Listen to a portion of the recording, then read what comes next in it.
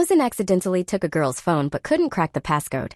In anger, he swung his arm up and smacked the table corner, then removed the phone's cover, screwed it in, removed the components, restored the damaged screen, inserted the camera, and tightened all the screws.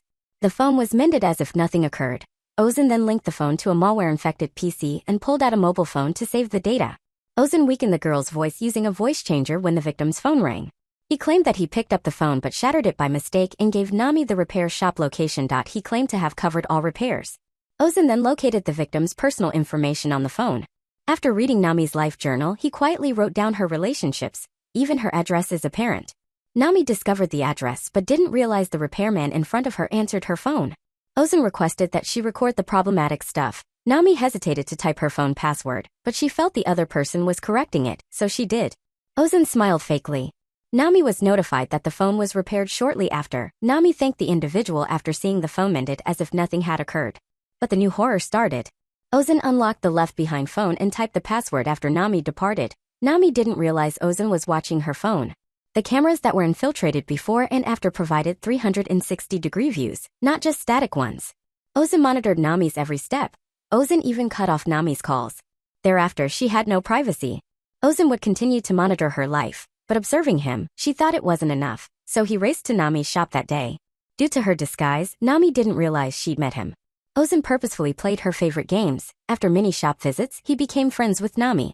He watched her from behind at night, but she didn't know. The phone's camera lens concealed no secrets. Even while she was asleep, the phone activated and leaked her data. Ozan will record everything about Nami, from her parents to the business president. He recalled her bank account and how much she saved. Ozan knew Nami's daily commute, subway route, and favorite foods. His discoveries included Nami's tiny secrets. All are corporate complaints she submitted online. Ozan then named Nami's 7 closest friends. He wants to ruin her relationships. Last line, he wrote 9. Ozan followed 8 individuals before Nami. That day, the boss discovered Nami. Her manager raised her pace and she always performed well. Her supervisor didn't want her to notify coworkers. They had no idea the phone had captured this tale. Ozan entered Nami's residence without permission on her workday.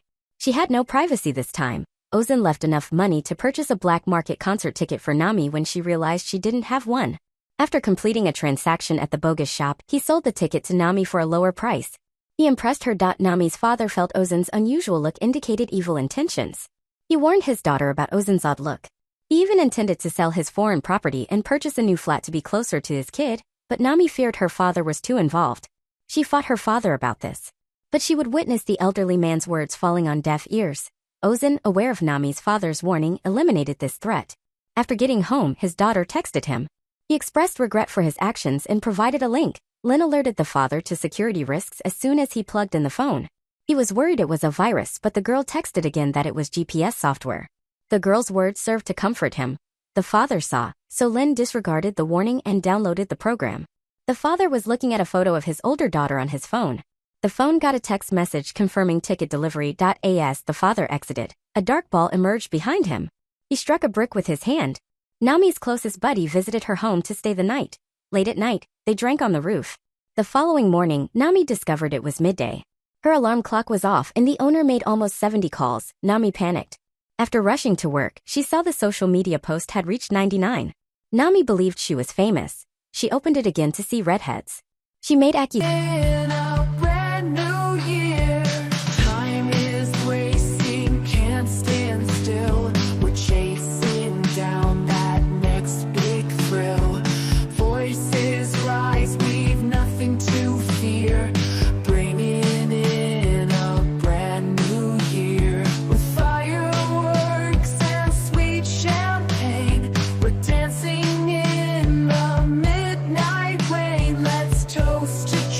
Against the owner and revealed damaging corporate information. One night's views topped 10 million. Her reputation expanded across the organization. Her coworkers hated her and laid her off.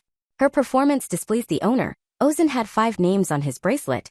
Only her best pal is close to Nami. Her closest buddy is joining her at the police station. Police want proof that the phone was compromised. Nami's phone carried all the malicious information. Thus, it is impossible to show who committed it.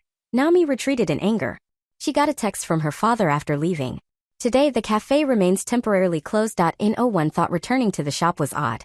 Ozan entered from the outside when they didn't know what to do. Even though today was closed, she was excited to greet Ozan. Nami's 3 closest pals told her Ozan had outstanding computing abilities. So she requested Ozan to check the phone. Ozan discovered Nami's phone had an infection after inspecting it over the speaker. Nami claimed she hadn't put up a program. How did the malware infect my phone? She was shocked by Ozan's deceit. He then discreetly exited the shop. Nami assumed he had something tough to say. So she asked, "Did someone touch your phone last night?" Nami believed her closest buddy was with her last night since her phone was compromised. She was indignant and sought self-reflection. Why did she treat herself that way? Nami stared at herself with astonishment. Yes, diving into the Yellow River won't wash away. She responded furiously. Yes, it's my fault. What can you do to me? Give it to the police? She fled in anger. Their longtime love ended that way. Ozan saw her crying and knew his fib worked. During this time, the police were handling a serious case. They uncovered 7 corpses in the woods. Police also located the killer's tool nearby. He felt odd when he noticed his son's name on a nearby tree. The police were aware that they hadn't planted the tree today. Did he and his child plant the tree? His co-worker still believes the incident is linked to his son. If not, why the coincidence? The boy has been away for 7 years. Police have no idea where he's headed. He slipped into his ex-wife's residence at night. He peered at his ex-wife's message to his kid as she slept. However, they last spoke 2 years ago. They stopped talking after that. His son's phone number was the only chance. After his colleague checked, they discovered this number was terminated 2 years before. Luckily, they located the old address. 2 individuals located it by following the track. Nothing remained of this site. They discovered victim information on the ground. Nami was still bewildered and did not understand what had happened. All her friends died in a few days. Her discomfort increased as she stared, so she got irritated and flung her phone away. She recalled something. She suspected a phone issue. She visited the repair shop again. She unexpectedly encountered the police head. The police head suspected this store. The police chief gained confidence from Nami's evidence. It might be his son, he thought. This was unknown to Nami. She believed that a pervert was following her. She attempted to lure him out. So she texted Ozan on the phone. She hoped he'd come back home to examine the computer. Nami assumed nothing had occurred and went home. The other individual was a phony criminal, but she didn't know. Ozan was at the house's base. The police chief saw him, but the distance prevented him from identifying him as his son. Ozan's phone rang just then. He spotted the police chief behind him unexpectedly in the mirror. He was suddenly mobbed from the side as he left. The police chief pointed his revolver and ordered him back. However, looking at the other person's face revealed that it wasn't his son. They apologized quickly. Ozan departed peacefully.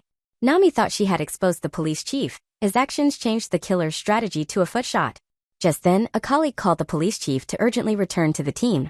He switched to the old phone for Nami's protection. The police chief escorted her home to her father. He handed Nami the police suit before departing. He requested frequent reports for her protection. Everyone was amazed that this secure spot was the most deadly. Nami found her father asleep when she entered his room, so she went back to hers. She got a message from Ozan just before bedtime. Someone gave her a new phone number. She heard the phone ring when she took it up. He may have come here, so she ran to her father's bedroom. She opened her eyes again to see her father gone. She heard footsteps and quickly shut the door, grabbed the phone, and contacted the police chief. Strangely, the newly inserted numbers disappeared. It dawned on her that the phone in this room had been under surveillance for an extended period. While frightened, Nami heard her father's voice outside. She grabbed the vase and got up the courage to go. A recorder materialized before her. Ozan was hidden behind the couch chair standing. As Nami prepared to fight, he pulled out a DVD featuring her father. Nami, aware of his control over her father, exercised caution. He asked, so she did. Nami informed the police chief that she was doing well. She handed Ozan the phone. Nami instantly snatched the vase after seeing his joy. She asked him why he treated her that way without feeling any resentment. However, his response made her cringe. Need more reasons? Nami couldn't believe it.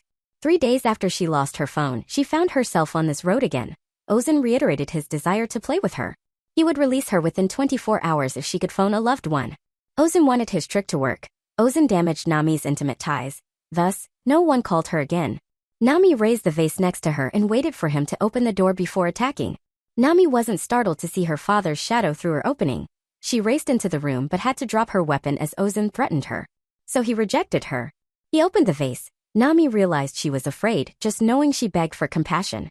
He flung her into the pool for her cowardice with her father. The sight of his father shaking her was similarly desperate. Ozan took a snapshot of Nami's desperate moment with his phone. He reshaped the phone. He discovered Nami's name tag in the guest room by mistake. After seeing the photo, he put phoning instead of texting on his name tag. The message he compelled Nami to deliver was now a police notice. He peered out just in time to see the cops racing over the wall. The cops were unaware of their discovery. The two guys learned that the name they had dropped was the murderer just before Ozan was going to draw a revolver on his head.